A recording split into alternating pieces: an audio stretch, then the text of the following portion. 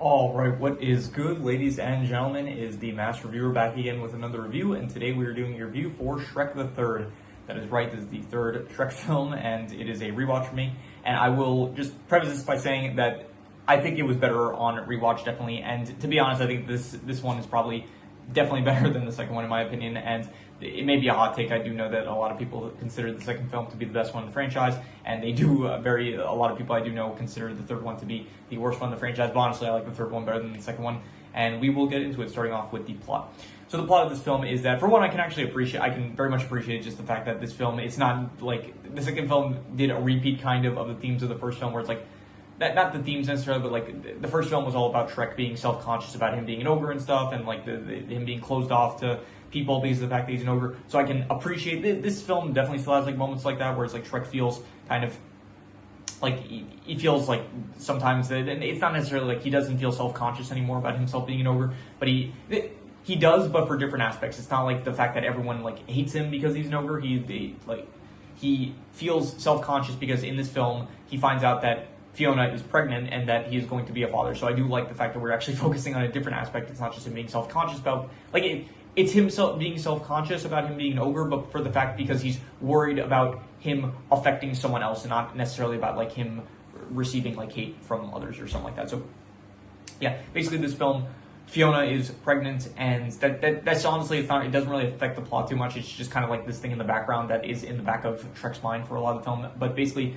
the king of Far, Far Away, he dies at the start of the film, and Shrek is meant to be the next in line to become king, but then at the start of the film, there's like this montage basically of Shrek attempting to rule the kingdom, and he's not good at the job, so he does not want to take up the throne, basically. So right before the king of Far, Far Away dies, he tells Shrek that there is technically another heir. He could, another heir to the throne could be Arthur.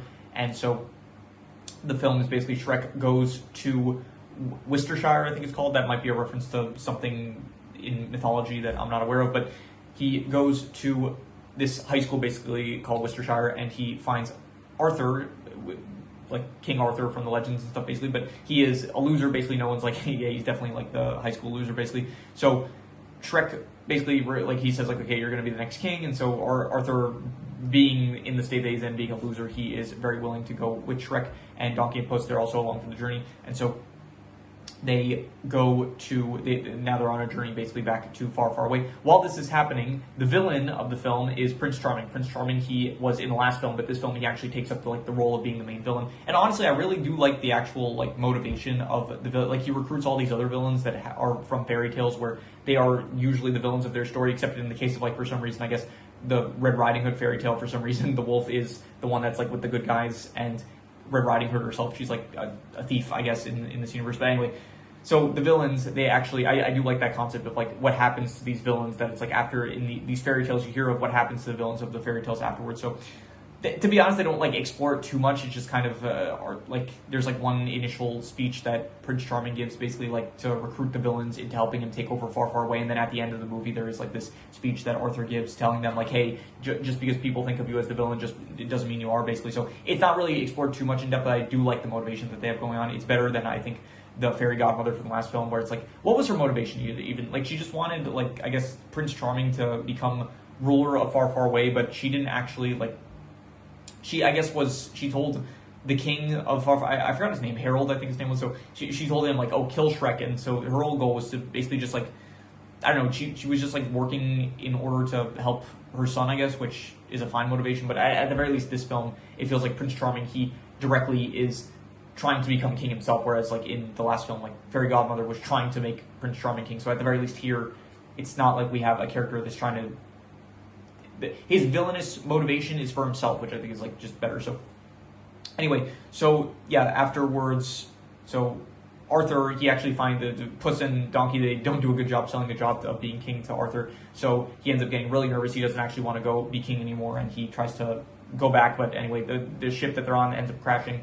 And so Shrek eventually has a heart-to-heart with Arthur. They end up meeting Merlin, which was one of Arthur's teachers from his high school, and Merlin just ended up going insane, so he's not like at the high school anymore. He's like living in the forest somewhere. So they meet him, and then they have like this, they sit around a campfire, and they all like see their fears in the campfire. And so yeah, they eventually it leads to Shrek and Arthur. They have a heart-to-heart basically, where Shrek kind of like tells him like, oh, people told me that I'm an ogre and I'm a monster and stuff, and for a while I believed them about being a monster, but I learned that just because what they say, what they say is not necessarily true and stuff like that. And yeah, so basically that happens. Eventually, some villains come to try to kill Arthur and Donkey and Puss and capture Shrek. They fail to do so, and then Merlin transports the gang to far, far away. While this was happening, Fiona and like other princesses, this movie, like not just the fairy tale creatures are in it, but you also actually have some other princesses in this: Cinderella, Rapunzel, what's her name? Sleeping Beauty, Snow White. So like Doris, she's back once again. So all these princesses are also in the mix now, and so they get captured, or they run away, then they get captured, and then while they're captured, they manage to break out, and then with the help of Shrek also gets captured.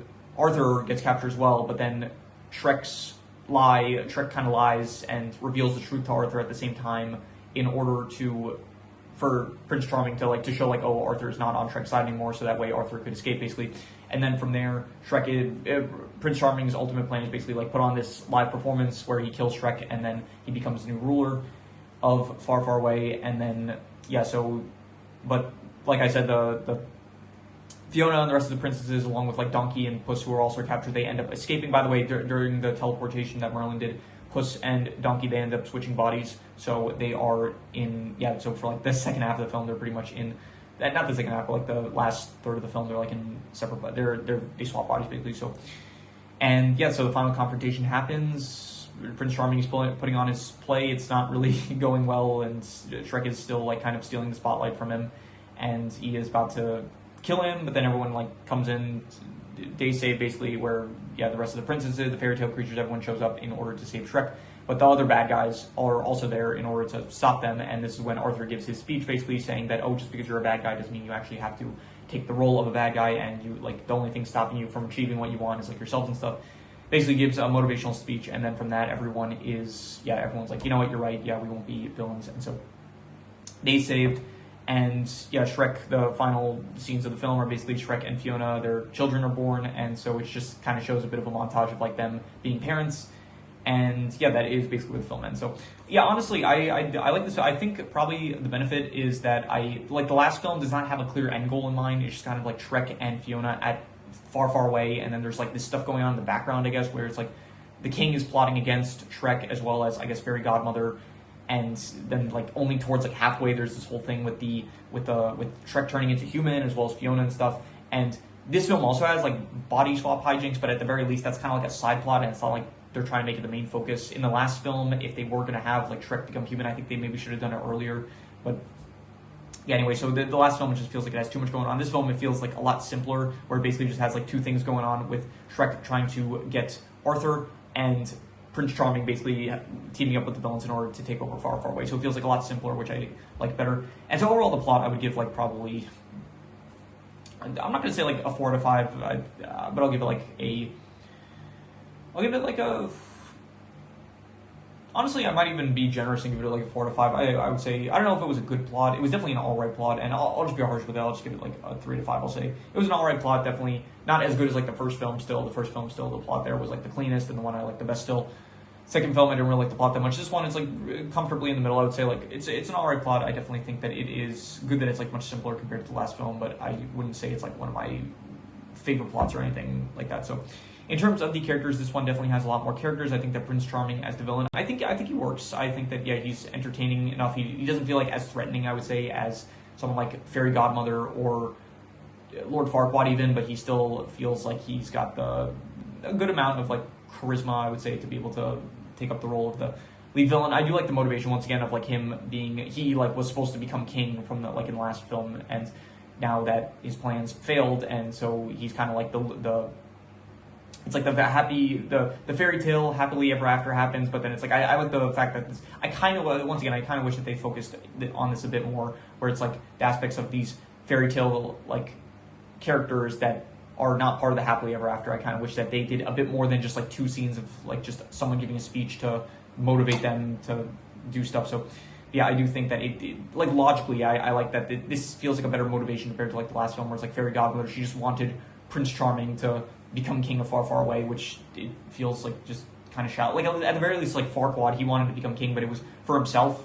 The fact that like Fairy Godmother, she just wants it. Like she's already like really successful. She has like this massive potion business. So the fact that she's just like trying to make her son king, it just feels, I don't know, not the best motivation. So, but anyway, so not Farquaad, Prince Charming as the villain, I would say he's fine. Like I still probably like Lord Farquaad. Still, he's probably my favorite villain so far. And I do know Rumpelstiltskin in the next film. I do know that he is going to be a good one. So I'm looking forward to that.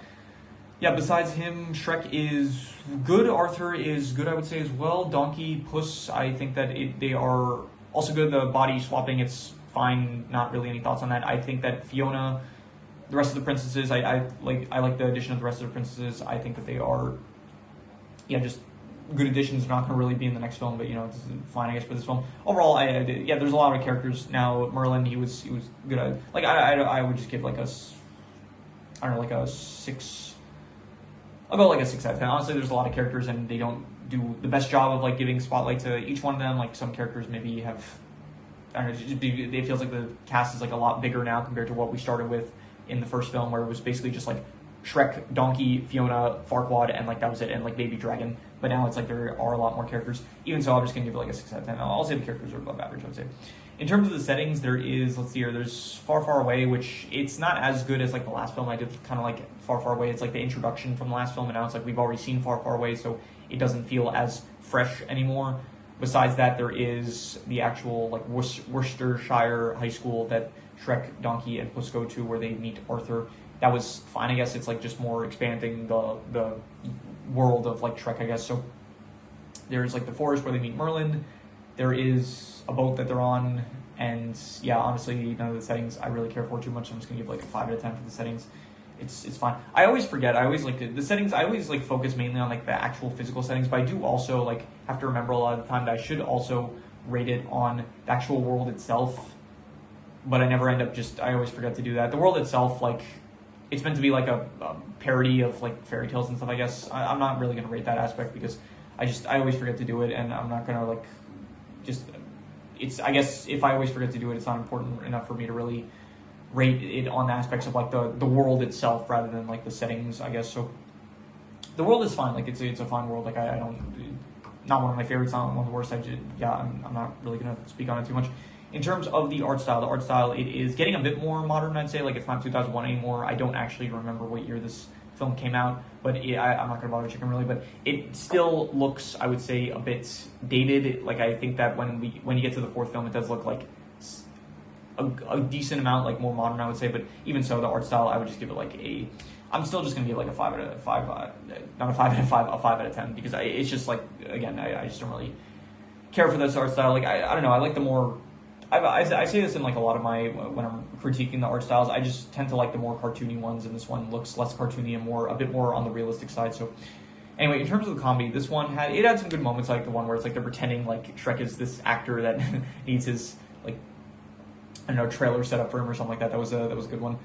Honestly, I like Merlin. I like the bits with Merlin. I thought that they were pretty funny. The scene where it's like, I just thought I'd set the mood. That was a good one. So yeah, they're similar to like the last film. I would say that I don't think it's like as funny as like the first film maybe, but it does have like some pretty memorable moments. So I would just give the comedy like I'll go like a 5.5. I'll say it was decent. In terms of the worst thing, I would say that the worst thing was probably, I'm not sure, honestly. I don't really have a worst thing in mind. I think maybe like, I'll say this. I don't think that this film ever gets to a point, it never feels like extremely climactic. Like in the first film, it very much like throughout the entire journey kind of feels like very climactic, I would say. And even the second film, even if I don't necessarily like it as much as like a lot of people like it, I can appreciate like the final third act of the film where it's like Shrek does end up showing up to crash the ball, I guess, or whatever it was, with like the help of, I forgot his name, like Manga or something like that, the giant Gingy, the giant gingerbread that he's on top of. So I can appreciate like the climactic nature of like that final confrontation. And this film, the whole like final confrontation, I guess, is like the stage play that Charming's putting on, and it doesn't feel like very climactic at all. So I will say probably the worst part is just like the final confrontation. It does wrap up pretty easily. It's not like a whole, like in the last film even, it's like they had Fairy Godmother where it's like she did her final strike that was supposed to kill Shrek or turn into bubbles, I guess, or something like that. So, and in this film, like, you do have a moment where it's like